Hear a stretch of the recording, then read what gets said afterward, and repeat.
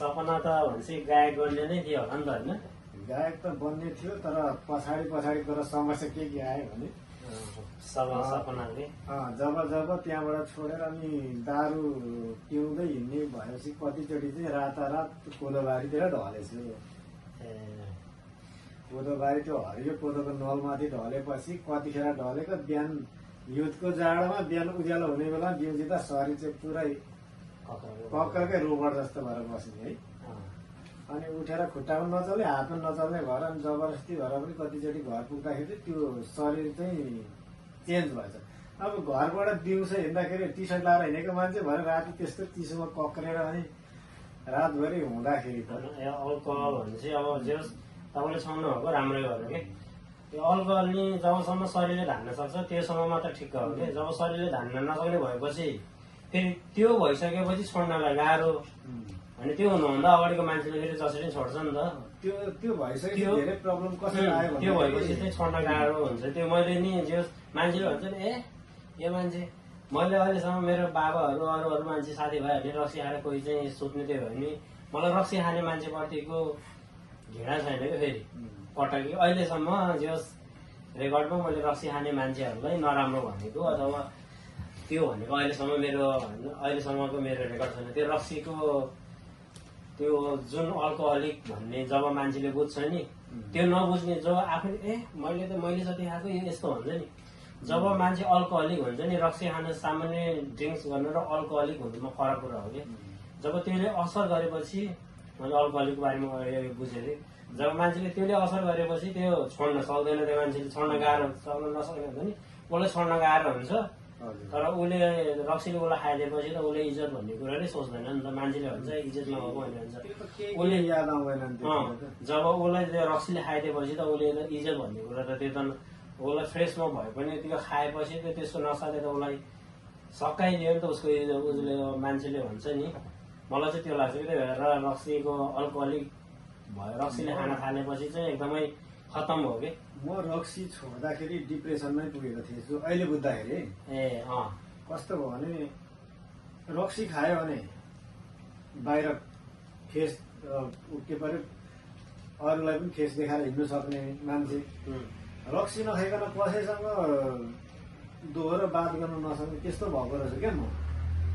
अनि पछाडि रक्सी छोड्ने बेलामा चाहिँ म झन्डै डिप्रेसन त त्यतिकै भएको थिएछु जस्तो लाग्छ क्या। सामान्य जस डिप्रेसनले त प्रकार हुन्छ नि त।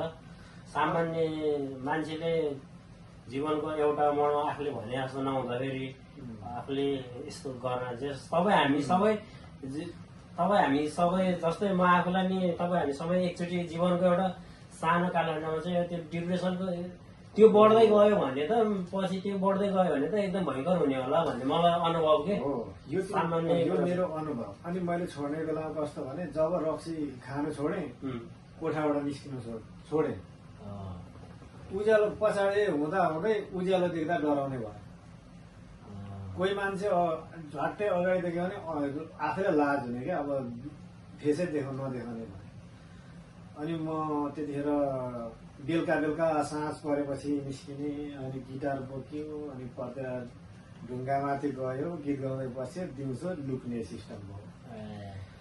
त्यहाँबाट कसो गरेर बाहिर निस्केर काम गर्न थालेँ। तब मात्रै काम गर्न थालेको है मैले। तब मात्रै अब आजभन्दा धेरै पनि होइन 17-18 वर्ष मात्रै हुँदैछ त्यस्तो। अब काम गर्न थाल्दाखेरि त्यतिखेर मात्रै अनुभव हुन थाल्यो कि अब मैले पचाउन थालेछ क्या रियल लाइफमा जानु थालेछ। साथ असली जिन्दगीमा चाहिँ जिउनु थालेको म त्यतिखेर थाहा भयो ओहो काम गरेर खानु के को लाग्यो होइन। घरि ढुङ्गा बोकेँ जिन्दगीमा मैले ढुङ्गा बोक्नु चाहिँ अब पापै लाग्ला भने गफ दिँदाखेरि त्यतिखेर ठेका लिएर 1 किलो ढुङ्गा बोकेदेखि मैले दोबारा बोकिनँ त ढुङ्गा बोक्नु नसकेर। अनि यो गाडीको लोड अनलोड गर्नुपर्ने हो त्यस्तोमा गएँ। ढुङ्गा गिटी यो बेल त्यतिखेर क्रसर भन्दा नि खोलाबाटै तर अनलोड गर्नुपर्ने अब त्यो बेल चाहिँ हान्नै नजान्ने म।